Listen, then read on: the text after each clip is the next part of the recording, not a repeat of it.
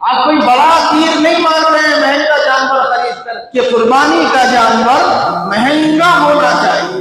اللہ کے پاس ہماری قربانیوں کا نہ گوشت پہنچتا ہے، اللہ کے پاس ہماری قربانیوں کا نہ خون پہنچتا ہے۔ تیسری جو برائی ہمارے درمیان میں ہے، ہمارے معاشرے میں ہے، وہ یہ ہے کہ ہم قربانی کے جانور خریدنے میں غلو سے کام لیتے ہیں بہت زیادہ، اور یہ ٹرینڈ چلتا ہے کہ قربانی کا جانور مہنگا ہونا چاہیے۔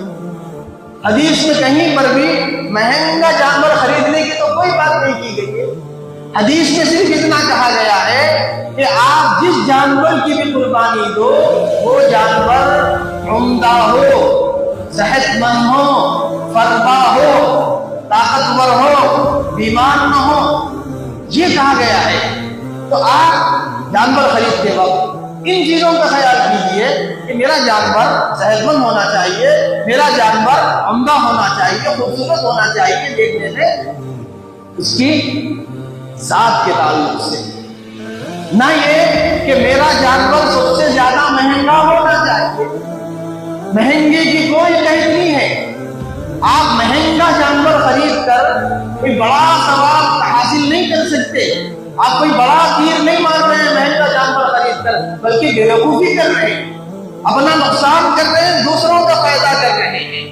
جو بکرا آپ کو 15,000 روپے میں مل سکتا ہے، 20,000 روپے میں مل سکتا ہے، آپ اس بکرے کو صرف نام و نمود کے لیے، صرف شہرت کے لیے، کیونکہ وہ بکرا سوشل میڈیا پر ہے، وہ بکرے کی ڈیمانڈ ہے، وہ بکرا ذرا خوبصورت نظر آ رہا ہے، صرف اس وجہ سے آپ اس بکرے کی قیمت 50,000، 60,000، 1,00,000 روپے دے کر خرید رہے ہیں۔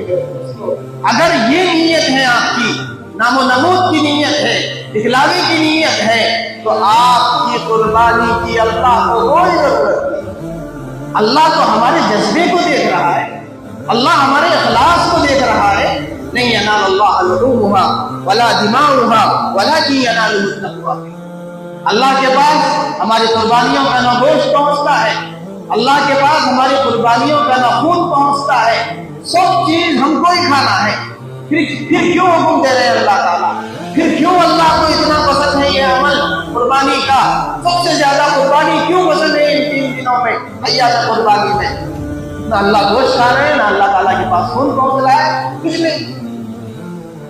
صرف اللہ تعالیٰ کے پاس جو چیز پہنچتی ہے وہ ہمارے دلوں کی کیفیت ہے، ہمارے دلوں کا اخلاص ہے۔ اگر ہماری نیت میں اللہ کے ساتھ غیر اللہ شامل ہے، اللہ کو ہماری قربانی کی کوئی ضرورت نہیں۔ آپ 50,000، 60,000 کے جانور کی قربانی دینے کے بجائے آپ اس پیسوں میں 10 بکرے خرید کر، 10 بکرے کاٹ کر غریبوں کا، یتیموں کا فائدہ کیجیے، اس کو تقسیم کیجیے۔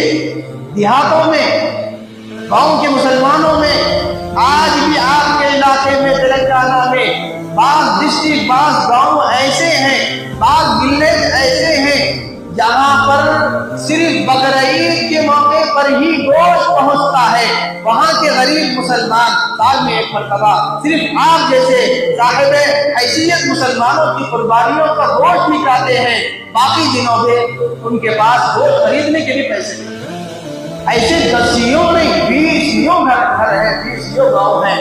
میں جانتا ہوں ایسے گاؤں کو جہاں پر مسلمان صرف سال میں 1 مرتبہ بقرعید کے موقع پہ گوشت کھاتے ہیں۔